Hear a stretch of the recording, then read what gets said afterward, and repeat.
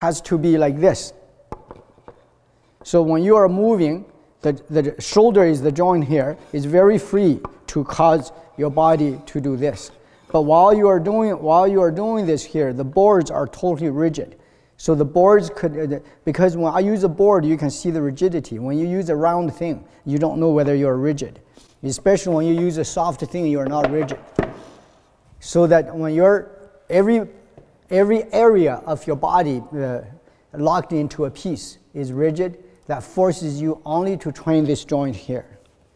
So you can see, I'm making a fist, it's rigid. The chest is rigid. You only see these two lines. This is one piece, it's rigid. Or I can just go like this, totally straight, it's rigid. And this, from this shoulder to this shoulder, the chest is rigid. You only rotate here. Can you see the rotation? Can you see my rigidity there? The problem, James, is that you are loose. Can you see when you're doing this? There's a lot of movement here.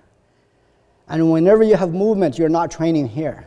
We only want to train this to be like a door. The door is very strong. The door itself is very strong. The door frame is very strong. It's the hinge that allows very loose and smooth movement. See the rear shoulder here, and this is the front. You went like this here. By the time you're here, you went like this.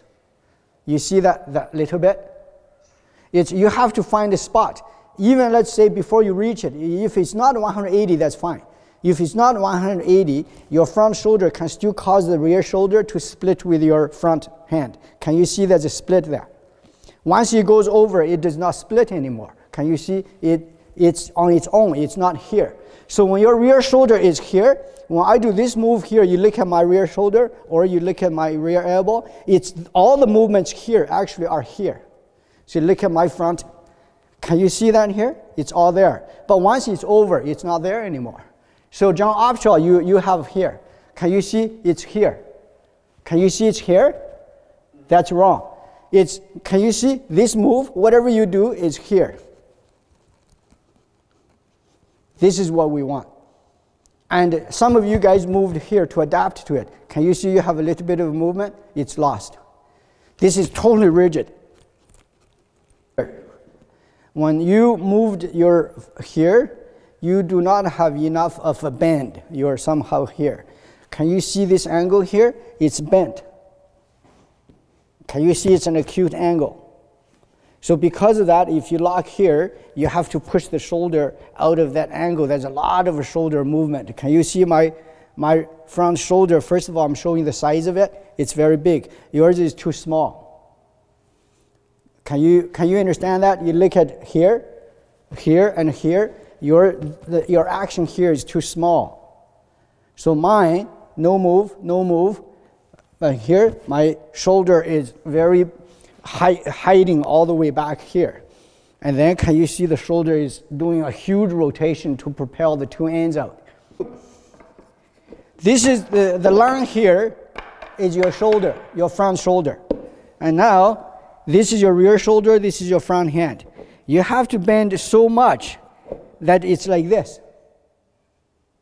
So now, in order, your shoulder is buried in the corner here. The corner is so acute.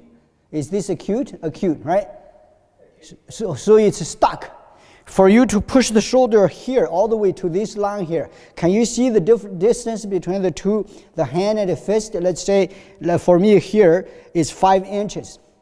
I'm going to push this here. By the time I push this here, the distance is going to be 35 inches. Because of the distance here added, this distance and this distance, the distance of the two boards. So as I push, I use this edge as a guide here. Can you see as I push, this much distance is created. So the problem with you guys is that you are here. You are only doing this little move, too small. You have to bury it here and come all the way here. That's why that move, you think about it, it looks like you're rotating or it's like a circle.